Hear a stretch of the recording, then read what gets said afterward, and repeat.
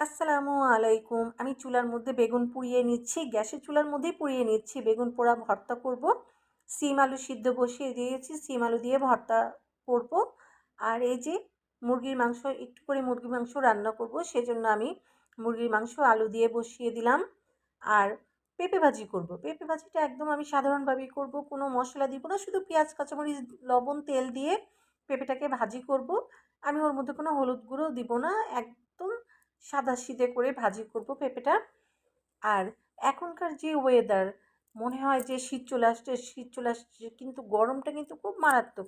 একটা ভ্যাপসা গরম। তো এখন আমি ভর্তাগুলো যদি আমি হাতে মেখে রাখি, তাহলে দেখা যাবে ভর্তাগুলো হয়তো বিকেলের দিকেই নষ্ট হয়ে যাবে।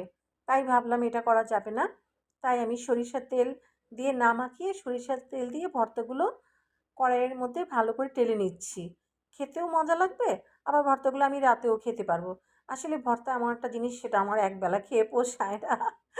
চেষ্টা করি ২ বেলাই যাতে খাওয়া হয়। এই যে আমার পাখিকে আমি খেতে দিয়েছি পেঁপে ভাজি, বেগুন ভর্তা, সিম আলু ভর্তা, ঘি, আর বাটির মধ্যে মুরগির মাংসের তরকারি। দেখি ও খাওয়ার পরে কী এক্সপ্রেশন দেয়।